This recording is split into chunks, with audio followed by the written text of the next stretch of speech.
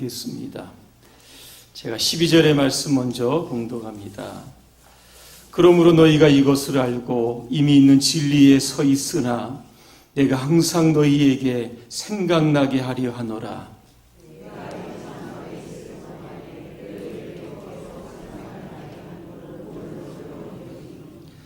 이는 우리 주 예수 그리스도께서 내게 지시한 것 같이 나도 나의 장막을 벗어날 것이 임박한 줄을 알미라.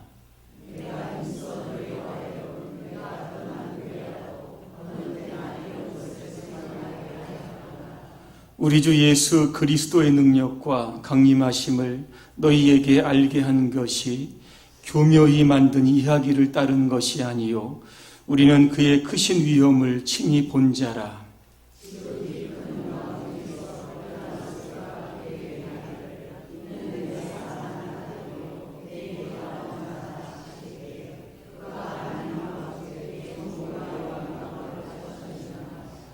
이 소리는 우리가 그와 함께 거룩한 산에 있을 때에 하늘로부터 난 것을 들은 것이라.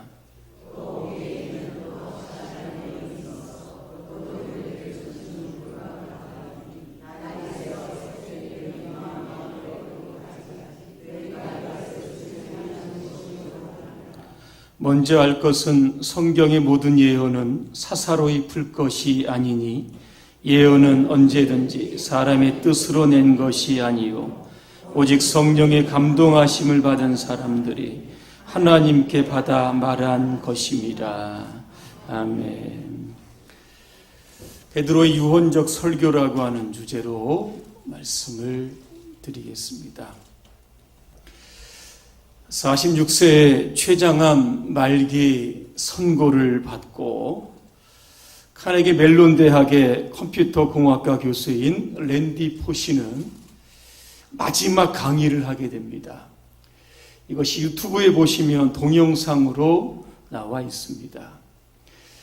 그가 이 마지막 강의를 허락한 이유는 제자들을 위해서 이 강의가 아닌 사랑하는 이제 남겨진 3명의 자녀들을 위해서 이 마지막 강의를 했다고 합니다. 새는 죽을 때 내는 소리가 가장 슬프고 사람은 죽을 때 하는 말이 가장 진실하다. 그런 말이 있습니다. 여러분 인생의 마지막 순간이 오면 어떤 말을 남기시겠습니까? 랜디 포시는 이런 이야기를 합니다. 삶을 즐기십시오. 절대로 포기하지 마십시오. 잘못했으면 사과하십시오. 감사하는 마음으로 인생을 긍정적으로 사십시오. 이렇게 이야기를 합니다. 그런 강의 끝에 이런 이야기를 합니다. 내가 태어날 때 나는 울지만 주변에서는 웃고 기뻐했습니다. 이제 반대로 내가 죽을 때 나는 웃고 기뻐할 수 있고 주변에서는 나를 위해 울어줄 사람이 많이 있기에 나는 후회 없는 삶을 살았습니다. 이렇게 이야기합니다. 2008년 7월에 그는 사망하게 됩니다. 그러나 그의 메시지는 오늘 우리에게 많은 위로와 용기를 던져주고 있습니다. 오늘 설교의 제목이 베드로의 유언적 설교입니다.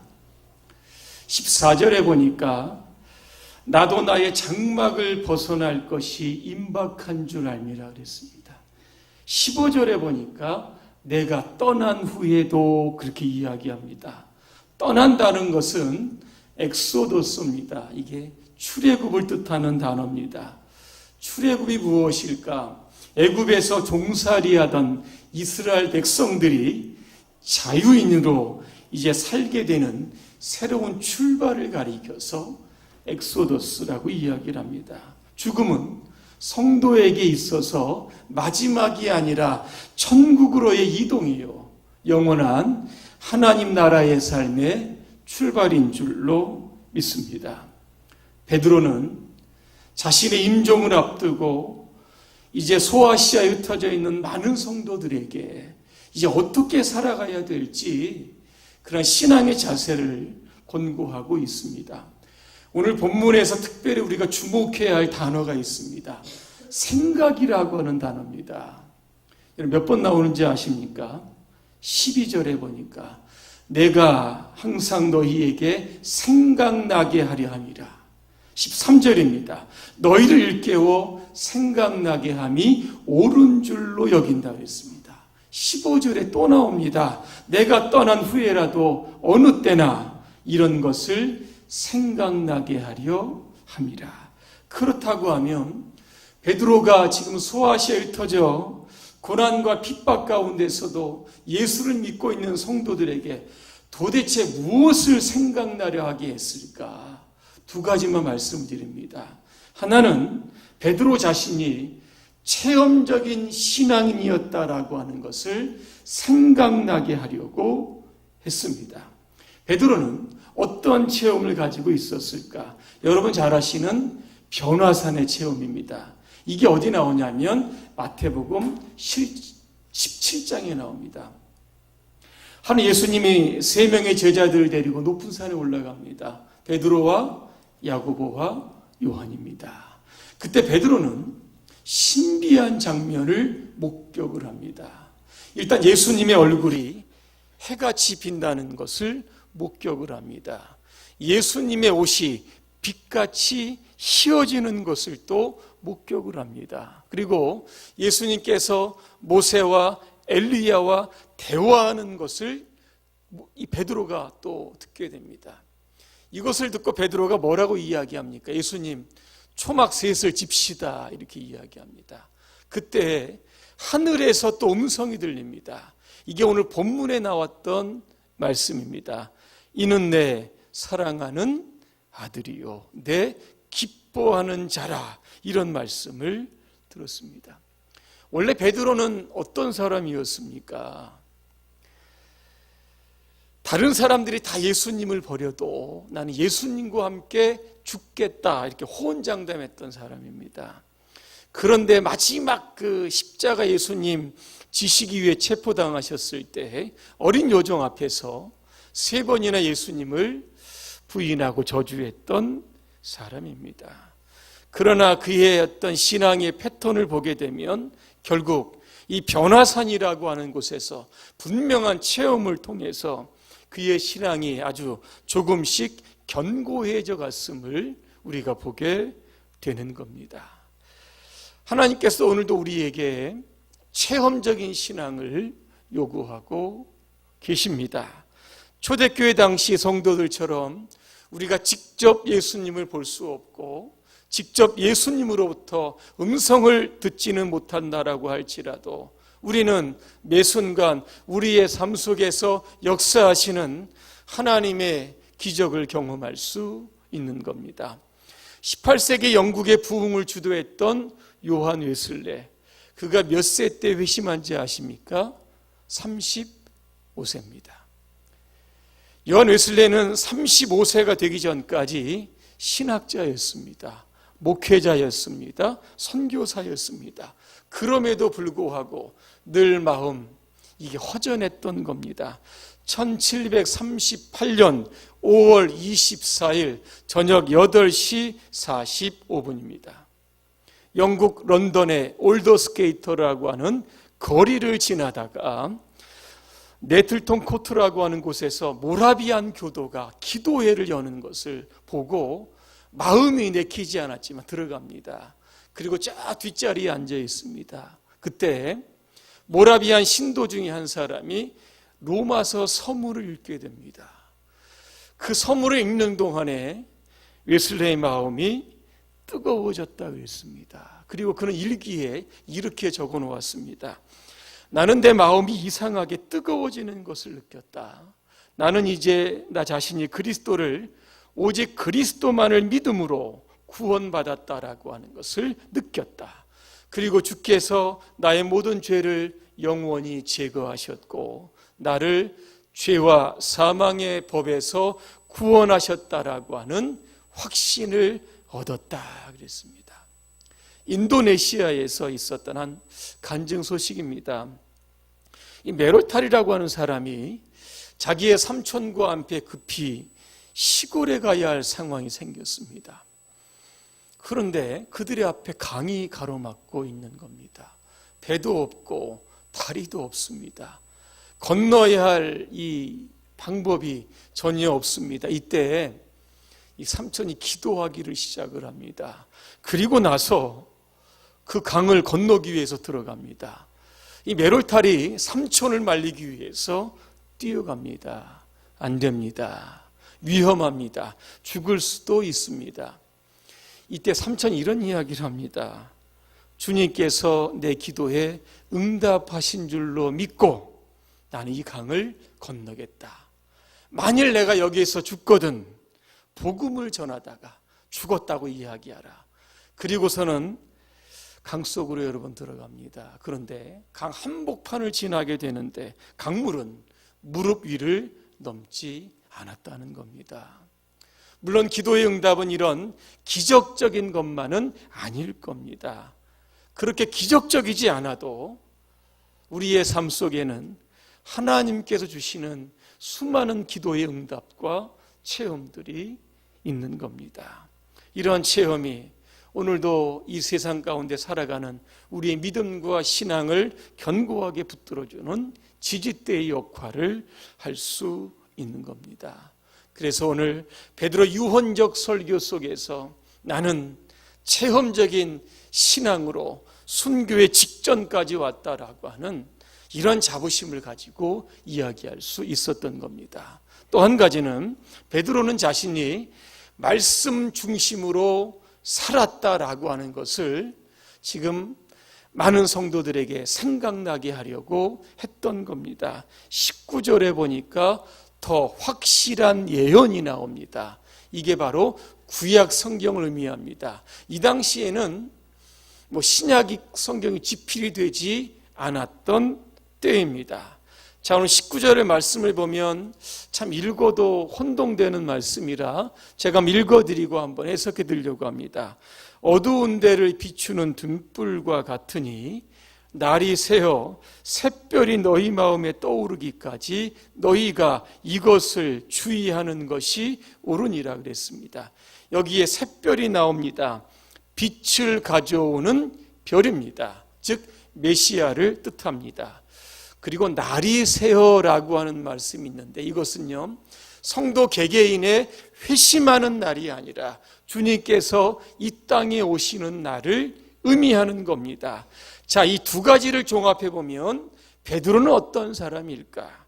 변화산에서 예수님을 목격했던 신비한 환상을 통해서 그의 신앙이 돈독해졌던 것을 경험한 사람입니다. 또 한 가지는 예수님이 재림하실 때까지 구약의 말씀을 붙들고 말씀 중심으로 끝까지 자신의 목숨이 임박한 이 순간까지 살아왔다라고 하는 겁니다. 자, 그러면 베드로가 왜 말씀 중심으로 살았는지 그 이유가 있습니다. 초대교회는 이단들의 활동이 왕성했습니다. 이 이단들이 교회에 들어와서 분란을 일으킵니다. 자, 16절에 보면 이단들은 교묘하게 이야기를 만듭니다. 이렇게 만드는 이야기를 뭐라고 이야기합니까? 우화다, 신화다, 우리는 그렇게 이야기를 하는 겁니다. 자, 여기 교묘하다라고 하는 단어가 나오는데 영어 성경에 보니까 이 커닝이라고 나왔습니다. 옛날에 컨닝한다 이런 뜻입니다. 이 뜻을 한자어로 보니까 간사하다는 뜻인데 이 뜻을 보니까 자기의 이익을 위하여 나쁜 꾀를 부리는 것, 이게 바로 커닝이고 간사하다. 이것들이 지금 이단에서 하고 있는 일들입니다. 이들이 어떤 것을 주장하는지 아십니까? 예수님의 재림은 없다는 겁니다. 베드로 후서 3장 4절을 읽어드립니다. 이르되 주께서 강림하신다는 약속이 어디 있느냐? 조상들이 잔 후로부터 만물이 처음 창조될 때와 같이 그냥 있다 그랬습니다. 예수님 재림 이거 믿지 말라는 겁니다. 왜 이런 이단들이 발생을 할까? 오늘 성경에 나옵니다. 20절에 나옵니다. 이단들은 성경을 사사로이 해석을 하는 겁니다. 요즘 이단들도 우리가 똑같은 성경을 씁니다. 그러나 해석은 전혀 다릅니다. 그럼에도 불구하고 이단이 부흥하는 이유가 무엇일까? 여러분 간단합니다. 성경에 없는 이야기, 성경에 있어도 이것을 허구로 해석하거나 잘못 왜곡 해석해서 사람들에게 자꾸 흥미를 끌게 하게 만드는 겁니다. 그렇게 하다 보면 사람들이 순간적으로 이단에 나도 모르게 따라간 일이 발생하게 되는 겁니다. 그렇다고 하면 우리는 성경을 어떻게 봐야 될 것인가? 21절에 나옵니다. 오직 성령의 감동하심을 받은 사람들이 하나님께 받아 말한 것임이라 그랬습니다. 여기 감동하심이라고 하는 단어가 있어서 제가 이 원어를 좀 찾아봤더니 어떤 뜻이 있냐, 문자적으로 지고 있는, 운반되는 이런 뜻이 있습니다. 또 어떤 데는 이 단어 이렇게 사용합니다. 배가 바람에 밀려간다, 이런 뜻이 있습니다.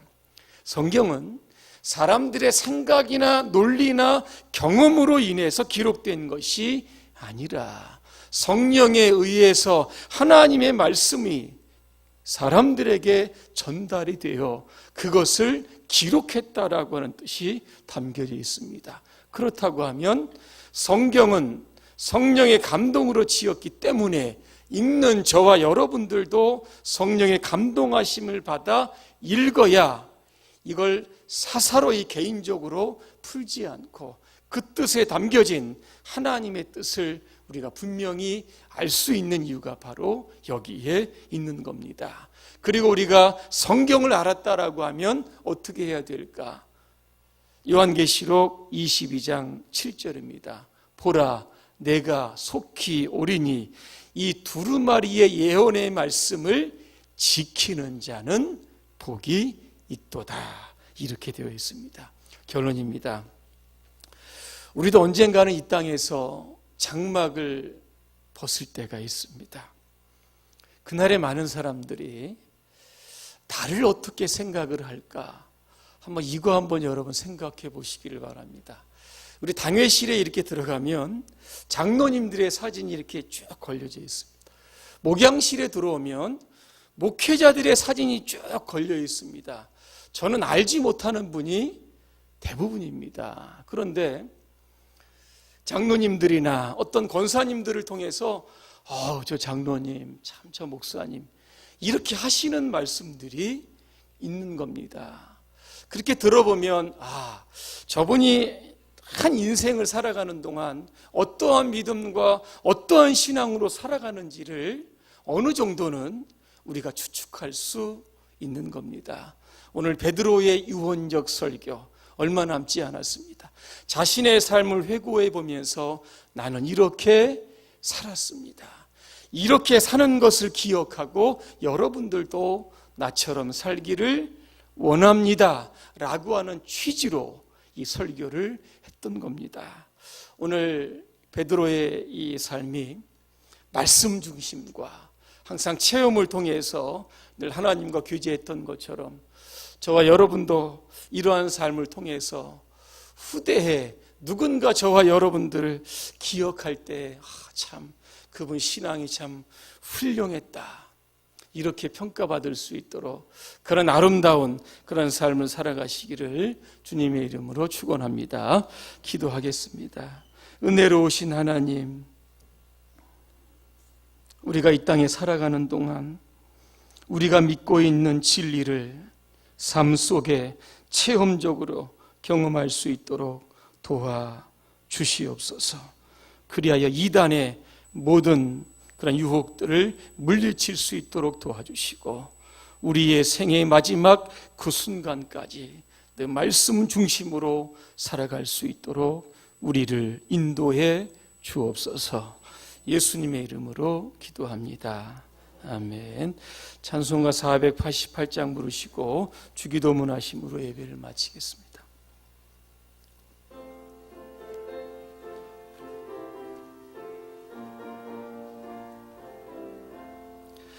이 몸의 소망 무언가 우리 주 예수뿐, 뿐일세. 우리 주 예수밖에는 믿으리 아주 없도다. 주 나의 반석이시니 그 위에 내가 서리라. 그 위에 내가 서리라. 무섭게 바람 부는 밤 물결이 높이 설렐 때 우리 주 크신 은혜에 소망에 닫힐 줄이라. 주 나의 반석이시니 그 위에 내가 서리라. 그 위에 내가 서리라. 세상에 믿던 모든 것 끊어질 그날 되어도 구주의 언약 믿사와 내 소망 더욱 크리라. 주 나의 반석이시니 그 위에 내가 서리라. 그 위에 내가 서리라. 바라던 천국 올라가 하나님 앞에 배울 때 구주의 의를 힘입어 어여치 바로 서리라. 주 나의